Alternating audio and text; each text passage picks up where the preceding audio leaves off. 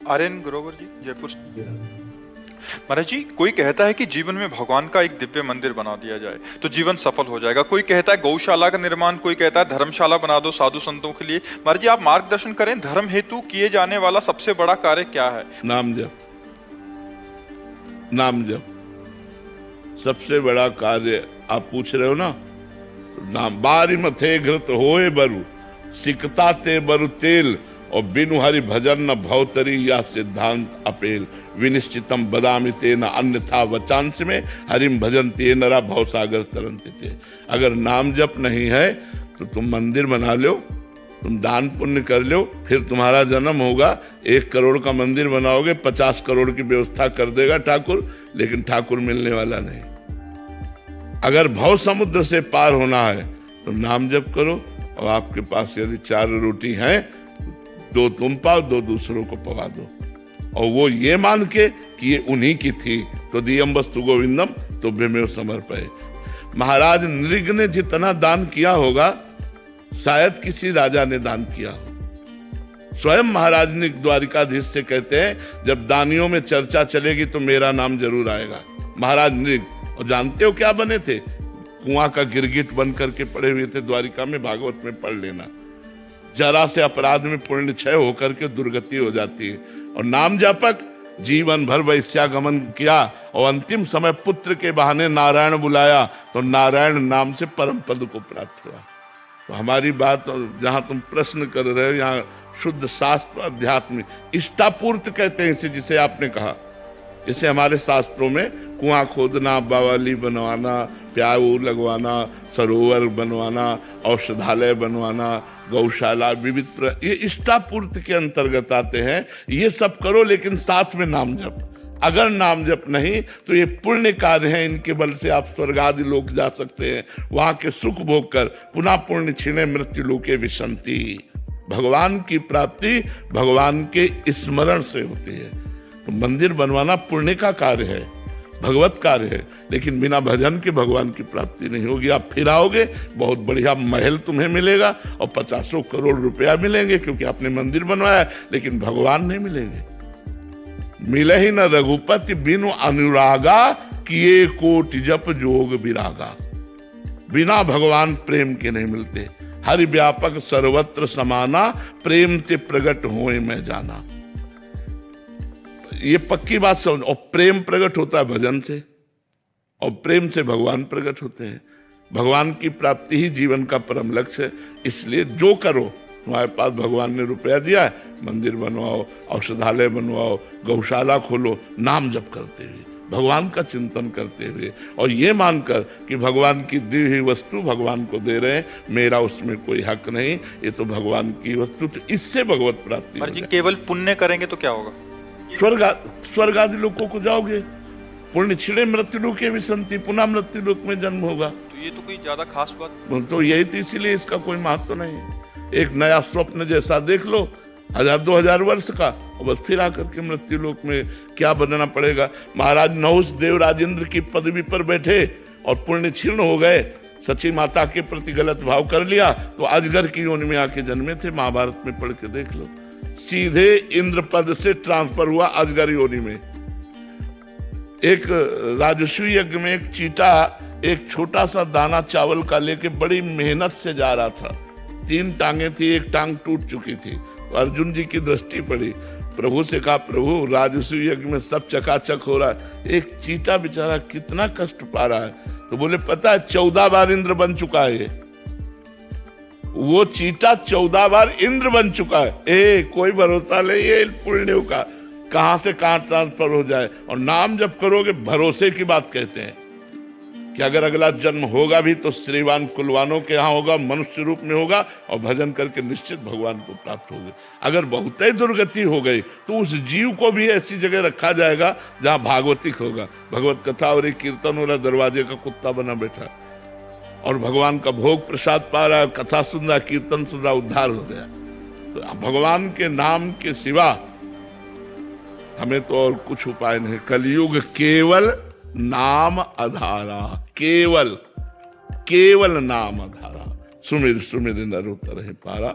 नाम जप करो और सत्कर्म करो। ऐसा नहीं हम ये मना कर रहे हैं, मंदिर बनवाओ, गौशाला खोलो, औषधालय, लेकिन नाम जप जरूर करो। नाम जप के बिना सब अधूरा हो जाएगा, क्योंकि वो पुण्यों से पुण्य फल मिलेगा, फिर मृत्युलोक में जन्म होगा। तो हमारा जन्म मरण को जो रोकने का चक्र है वो भगवान के नाम में सामर्थ्य है। महाराज जी ये बात तो अभी आपसे सुनने को मिल रही है, शास्त्रों में भी लिखा है महाराज जी, काफी महापुरुष कहते भी हैं, बट ज्यादातर महिमा कि ये पुण्य करो, ये करो, दान करो, ये करो, इसी में महाराज जी ज्यादा इसको भोजन पवाओ, ये भी अच्छा कार्य है महाराज जी, बट अच्छा भी लगता है। एक को भोजन पवाओगे तुम्हें 100 दिन के लिए भोजन की व्यवस्था हो जाएगी। 100 कंबल बांटोगे 5000 की व्यवस्था हो जाएगी।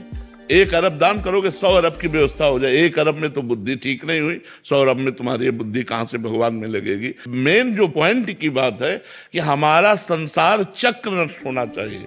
दुख सुख से परे परमानंद की प्राप्ति के लिए उपाय है भगवान का भजन। भजन के बिना पर महाराज जी भजन में तो बड़ा मन और ज्यादा उदास हो जाता, उसमें कंबल बांटे तो अच्छा भी लगता है कि 4 जने कह रहे हैं कि आ वाह कंबल बांटे। तो उससे अहंकार का पोषण होता है। वो डींगे हाँक हाँक करके अपने पुण्यों का नाश कर देते हैं, अहंकार की पुष्टता। अब भजन में तो टूटना है अंदर से, जलना है अंदर से। देखो भजन करके अभी जलाना शुरू कर देगा भजन, तो इसीलिए भजन सबसे होता नहीं, तो इसीलिए आवागमन नहीं रुकता। जब संत समागम होता है तो क्यों कहा गया कि सत्संगति संस्कृति कर अंता, बड़े भाग पाइब सत्संगा, तो बिना ही प्रयास होय भवभंगा। क्यों? क्योंकि सहज में वो बात हमें पकड़ में मिल जाती है जो हम शास्त्रों का स्वाध्याय वर्षों करें और नहीं पकड़ में आएगी, वो 1 मिनट में संत संग में पकड़ में आ जाएगी। तो संत संग जैसे मिला, आप सुने, अब आप शुरू कर दे नाम जप करना और मंदिर बनवाए, गौशाला कर, तो आपका परम मंगल हो जाएगा, क्योंकि नाम चल रहा है इसलिए आपका परम मंगल। पर जी आप बहुत कड़वी दवाई देते हैं, कभी कभी मरना है, कटना है, जाना है। असली बात बता रहे हैं, असली बात बता रहे हैं। बट महाराज जी वो अच्छा लगता है कि कंबल बांट दो, इतने में चल जाएगा, इतने में या किसी को भोजन पवा दो, प्याऊ खोलो, अच्छा लगता है महाराज जी। मतलब अलग अलग क्लास होते हैं। ये वृंदावन है, वृंदावन में ये जो क्लास लगता है ये आध्यात्मिक क्लास है, प्योर आध्यात्मिक, नो इसमें मिलावट कोई चांस नहीं मिलावट। स्वयं से ही भजन करने पर भगवत प्राप्ति होती है, पुण्य हो जाएगा, अनुष्ठान करने से आपके सुकृत बढ़ेंगे, लेकिन भगवत प्राप्ति नहीं होगी। भगवत प्राप्ति तो स्वयं के भजन करने से होगी। इसीलिए स्वयं का भजन करना बड़ा कठिन लगता है लोगों को, प्राय ऐसा लगता है भगवत प्राप्ति नहीं हो सकती, पुण्य होगा, और पुण्य का कोई महत्व नहीं। एक संत की निंदा कर दो, पूरे जन्म के पुण्य नष्ट हो गए, पूरे जन्म के। भक्तन निंदा अति बुरी भूल करे जिन कोय, किए सुकृत बहु जन्म के क्षण में डारे खोए। पुण्य कोई बहुत स्थायी चीज है क्या? जरा सा संत निंदा की सब गए, सब भस्म हो गए पुण्य, क्या फायदा हुआ? हम राम राम कृष्ण कृष्ण राधा राधा जप रहे हैं, अगर हमसे संत निंदा भी हो गई तो वो वहीं स्टॉप लगा दिया जाएगा। गुरुदेव भगवान अगर संत को पहचानेंगे कैसे? इस समय जो सिचुएशन है, कई बार आप भी इसकी चर्चा किए हैं अपने। देखो सच्चे संत की पहचान तो केवल भगवान जानते हैं।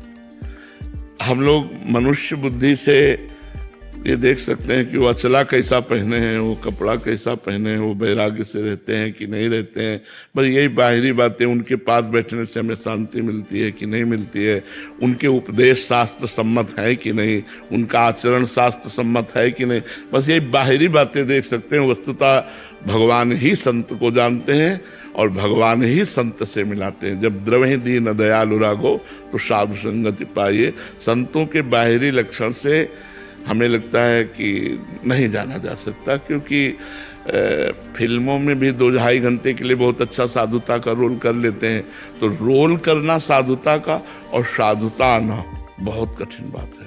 सार में रोल कर रहे हैं, बहुत लोग रोल कर रहे हैं। हाँ, तो रोल होना एक अलग चीज और साधुता होना एक अलग। कि पुण्य नष्ट हो जाते हैं जी, जी। तो भजन में क्या? जो भजन है, जैसे हमने राधा राधा रटा तो वहीं से स्टॉप हो जाएगा। अब आपकी भजन में अरुचि हो जाएगी, लेकिन वो आपका भजन स्थायी बना रहेगा, भजन नष्ट नहीं होगा। भजन अविनाशी होता है, भजन नष्ट। अब आपकी मतलब अंदर की स्थिति बिगड़ जाएगी, अब आपको भजन में रुचि नहीं होगी, प्रमाद स्थिति आ जाएगी, हृदय जलेगा। भजन शुरू करोगे हृदय जलेगा, अशांत होगा, अंदर ही अंदर आप, तो अपराध बन गया है। अब जब तक वो अपराध मोचन नहीं होगा तब तक नाम चलेगा नहीं, लेकिन नाम नष्ट नहीं होगा। जितना भजन हो गया वो आपका सुरक्षित रहेगा। वो यही तो इसमें खास बात है। आप मर भी जाओ तो अगर 99 बार नाम जप किया है तो बिल्कुल 99 ही मिलेगा, 98 नहीं आएगा। 99 से ही शुरू होगा आपका भजन। भजन में यही खास बात है, भजन कभी नष्ट नहीं होता। महाराज जी इसमें 4 बातें, पाप, पुण्य, अपराध और भजन। महाराज जी अपराध से आपने बोला कि हमारे जो पुण्य कार्य वो खत्म होंगे महाराज जी, और इधर भजन से पुण्य नहीं बढ़ेंगे, ये भजन अलग स्टॉप, ये अलग मार्ग है, ये अलग, हाँ ये अलग मार्ग। ये भजन नष्ट होने वाली नहीं। आपने 100 बार राधा राधा कहा और आपसे घोर वैष्णव अपराध बन गया तो 100 बार आपका सुरक्षित जमा है। पर अब जो वैष्णव अपराध बना पहले उसका भोग भोगो, वो पहले उससे परिष्कृत हो। अगर वो परिष्कृत हो गया तो फिर 101 से शुरू हो जाएगा राधा राधा राधा, वो नष्ट नहीं होगा, भजन नष्ट नहीं होगा। अपराध से पुण्य नष्ट होंगे, बट भजन करने से जैसे हमने पाप किए हैं वो नष्ट हो जाएंगे। हाँ पाप नष्ट हो जाएंगे, पुण्य का प्रभाव नष्ट हो जाएगा। पुण्य और पाप दोनों का प्रभाव नष्ट होने से भगवत प्राप्त हो और जाएगा। पुण्य करने से पाप नष्ट नहीं होंगे। नहीं, पुण्य एक अलग मार्ग है, पाप एक अलग मार्ग है। हाँ पुण्य एक अलग मार्ग है, पाप एक अलग मार्ग है, लेकिन भजन करने से पाप अपने आप नष्ट हो जाएगा और पुण्य का समन हो जाएगा। पुण्य का समन हो जाएगा और वो भगवत प्राप्त हो जाएगा। भजन एक अलौकिक चीज है, भजन के बिना तो जीवन ही व्यर्थ है। इसीलिए सबसे प्रार्थना करते हैं कि चाहे 24 घंटा में 24 मिनट ही सही राधा राधा दीजिए, समय दीजिए, भजन में समय दीजिए। और इसीलिए मतलब लोगों का परिवर्तन भी हो रहा है। जो लोगों का परिवर्तन हो रहा है वो इसी नाम के प्रभाव से हो रहा है। अगर पुण्य की बात की जाए तो पुण्य का कोई खास महत्व तो नहीं। बड़े बड़े पुण्यात्माओं की दुर्गति होते देखा गया और बड़े बड़े दुर्गति को प्राप्त जनों को नाम के द्वारा सदगति होते देखा गया।